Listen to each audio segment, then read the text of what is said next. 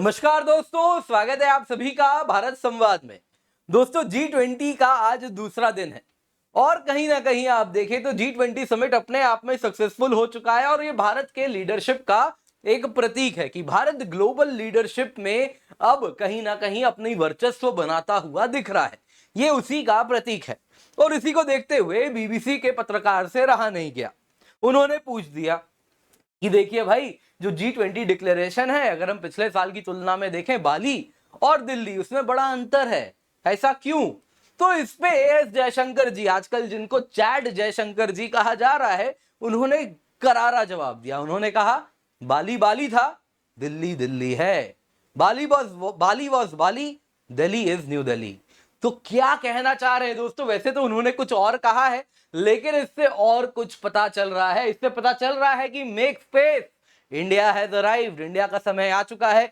अब India global leadership की जो टेबल से, जो हाई टेबल है, उस पर बैठने वाला है। वो ग्लोबल लीडरशिप कहीं ना कहीं अब इंडिया के हाथ में आने वाली है। दोस्तों, इस G20 समिट से हमें बहुत कुछ पता चला है, जो इशारों इशारों में कहीं ना कहीं जयशंकर जी ने भी कहा है। हमें कुछ ऐसे इशारे मिले हैं जिससे हमें देखने मिल रहा है कि इंडिया अब दुनिया का लीडर बन रहा है। कैसे? आज उन सभी को हम, जो छुपे हुए इशारे हैं, उनको आपके सामने लेकर के आएंगे। तो आइए शुरू करते हैं दोस्तों आज की क्लास। आप देख सकते हैं न्यूज में बहुत ज्यादा जिक्र है, बाली वॉज बाली, दिल्ली इज दिल्ली। क्या मतलब है इसका? उस पर चर्चा सबसे पहले करते हैं, पर उससे पहले आप लोगों से अनुरोध है, कृपया करके वीडियो को लाइक कर दें और इस चैनल को सब्सक्राइब कर दें। हमारा यंग चैनल, नया चैनल है, आप लोगों के सपोर्ट से ही तो आगे बढ़ेगा। किसी कॉर्पोरेट का चैनल नहीं है, एक इंडिविजुअल चैनल है, जिससे आप लोग जुड़ेंगे तो ये हमारा चैनल हो जाएगा। तो कृपया करके सब्सक्राइब बटन दबा दें। तो दोस्तों, जैसा आपको मालूम है, G20 समिट का आज दूसरा दिन है, पर पहले ही दिन में अगर आप देखें, जो डे 1 था G20 समिट का, उसी में हमें न्यू दिल्ली डिक्लेरेशन देखने मिल गया। और ये जो न्यू दिल्ली डिक्लेरेशन आया है, ये 100% कॉन्सेंसस है। टाइम एंड अगेन कहा जा रहा था कि चाइना नहीं होने देगा, न्यू दिल्ली डिक्लेरेशन नहीं आने देगा, रशिया तो मानेगा ही नहीं, न्यू दिल्ली डिक्लेरेशन आने ही नहीं देगा।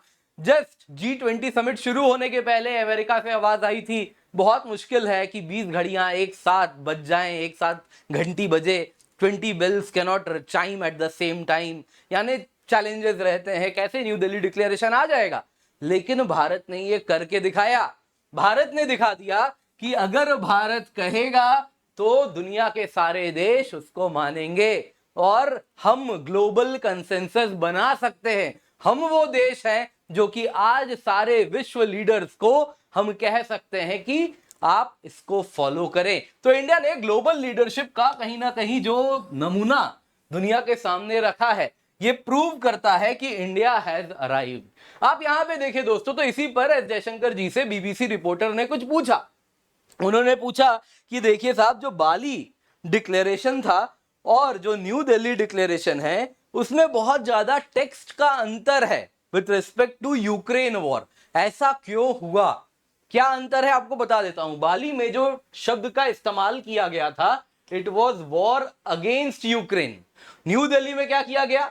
वॉर इन यूक्रेन शब्द का हमने इस्तेमाल करवाया है। यानी किसी के खिलाफ नहीं, किसी के सपोर्ट में नहीं, वॉर इन यूक्रेन। यानी किसी को हमने पिन पॉइंट करके नहीं कहा तुम एग्रेसर हो, तुम बचा रहे हो, नहीं, वॉर इन यूक्रेन। दूसरा आप देखें तो बाली में था कंडेम किया जाए, कंडेमनेशन हो वॉर इन यूक्रेन का। दिल्ली का कहना है कि नहीं, कंडेमनेशन वगैरह नहीं, जस्ट ड्यूरेबल पीस हो यूक्रेन में। और उसमें हमने कहा है कि जो यूनाइटेड नेशंस के जो चार्टर हैं उसका पालन करना होगा। ये कंडेमनेशन वगैरह नहीं कि किसी एक देश को कहीं से भी पॉइंट आउट करके हटवाया जाए।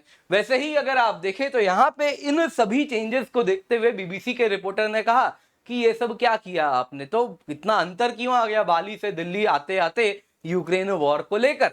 तो उन्होंने कहा जयशंकर जी ने, बाली वॉज बाली, दिल्ली इज दिल्ली। यहां पे वही होगा जो दिल्ली कहेगा। और वैसे तो उन्होंने on the face of it यही कहा कि देखिए, आप एक ही स्टैंड लेके क्यों रखना, समय बदल रहा है, प्रोग्रेस कर रहा है, जो सिचुएशन है रशिया यूक्रेन का वो भी बदल रहा है। तो बदलते हुए समय के साथ दिल्ली उसको प्रतीक है, दिल्ली डिक्लेरेशन उसी का गवाह है। बाली डिक्लेरेशन एक साल पहले की जो ग्राउंड रियलिटी थी उसको रिफ्लेक्ट करता था। दिल्ली डिक्लेरेशन आज की ग्राउंड रियलिटी को रिफ्लेक्ट करता है। लेकिन दोस्तों ये तो हो गया on the face of it, इसके पीछे क्या है? इसके पीछे जो मैसेज है वो है कि Delhi is Delhi, we are the global rule makers now. अब मैं जब ये कह रहा हूं दोस्तों, ये G20 समिट ना कहीं हमें ये बता रहा है कि समय बदल चुका है, हालात जज्बात सब बदल चुके हैं। India is the rule maker now, हम रूल एक्सेप्ट नहीं करते। अब मैं आपको बताऊंगा कैसे पता चलता है इंडिया हैज अराइव्ड। दोस्तों जब कोई नया लीडर आता है ना, सबसे पहले एग्जिस्टिंग स्ट्रक्चर्स में बदलाव लाता है। इंडिया ने ये करके दिखा दिया। G20 को हमेशा के लिए बदल दिया, हमने बनवा दिया G21 और इसमें अफ्रीकन यूनियन को हमने जोड़ा है। और इस ग्लोबल टेबल में अफ्रीकन यूनियन भी है जिसके साथ हमारे रिश्ते मधुर हैं। यानी इस एग्जिस्टिंग ब्लॉक को ग्लोबल साउथ की आवाज हम बना रहे हैं और उसमें हम अपने लाइक माइंडेड पार्टनर्स को जोड़ रहे हैं। तो जो लीडर आता है सबसे पहले एग्जिस्टिंग स्ट्रक्चर को बदलता है, हमने वो कर दिखाया। नंबर 2 देखिए, यहां पे आप देखेंगे ये न्यूज है, पीएम मोदी जो बाइडेन के साथ G20 समिट के पहले मुलाकात किए। अब आप कहेंगे इसमें क्या बदलाव? बदलाव है दोस्तों डिटेल्स में, जो ये अखबार वाले मिस कर जाते हैं, हमारी नजर उनसे कहीं से भी मिस नहीं होने देती। यहां पढ़िए क्या लिखा है। Prime minister Narendra Modi hold talks with US president Joe Biden at 7 Lok कल्याण मार्ग, PMO। क्या मतलब है इसका? मतलब ये हुआ जो बाइडेन को पीएम मोदी ने बोला मेरे ऑफिस आओ, दिस इज अ डिपार्चर। ऐसा नहीं होता है। हमेशा अगर आप देखें यूएस प्रेसिडेंट से मिलना है तो व्हाइट हाउस जाना होता है। यदि यूएस प्रेसिडेंट किसी देश को विजिट कर रहे हैं तो वो पीएमओ नहीं आते, वो उस देश के जो प्राइम मिनिस्टर या प्रेसिडेंट है उनके ऑफिस में नहीं आते, किसी न्यूट्रल थर्ड प्लेस पर जाते हैं।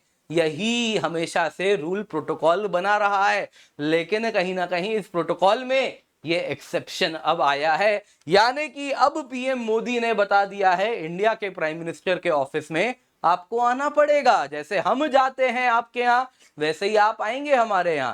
यानी कि इंडिया ने साफ साफ कह दिया है वी हैव अराइव्ड। अब हम क्या है? लीडर हैं। हम जो कहेंगे आप लीडर थे, अब हम लीडर हैं, आप भी मानते हैं। और कहीं ना कहीं ये जो डिसीजन है ये बताता है कि अमेरिका भी अब इंडिया के लीडरशिप को एक्सेप्ट कर रहा है। तीसरा यहां पे है, व्हाइट हाउस से ही आ रहा है। क्या हुआ? कल मैंने ऑलरेडी कवर किया है, middle east Europe economic corridor जो कि इंडिया से जोड़ रहा है। ये ग्राउंड ब्रेकिंग है, चाइना के अगेंस्ट, कहीं ना कहीं वन बेल्ट वन रोड के खिलाफ है, बेल्ट एंड रोड इनिशिएटिव के खिलाफ है। इंडिया यूरोप से जुड़ रहा है और इसमें जो एग्जिस्टिंग वर्ल्ड ऑर्डर का जो लीडर रहा है यूएस, उसको भी हम खींच के ले आए हैं कि आप भी इसका हिस्सा बनेंगे, आप भी इसको सपोर्ट करेंगे और इसके साथ चाइना के खिलाफ आप भी हमारे साथ खड़े होंगे। तो यहां पे अगर आप देखें तो जो एग्जिस्टिंग वर्ल्ड ऑर्डर का लीडर था वो एक नए लीडरशिप को बैटन पास कर रहा है। रिले रेस होता है ना, रिले रेस में क्या होता है? एक भागता है आगे जाके अगले पार्टनर को बैटन थमाते हैं। कुछ वैसा ही यहां पे बैटन पास होता हुआ दिख रहा है। एक existing world order new world order बनने के लिए नए लीडर को अब कहीं ना कहीं वो फोरफ्रंट पे आना शुरू हो रहा है।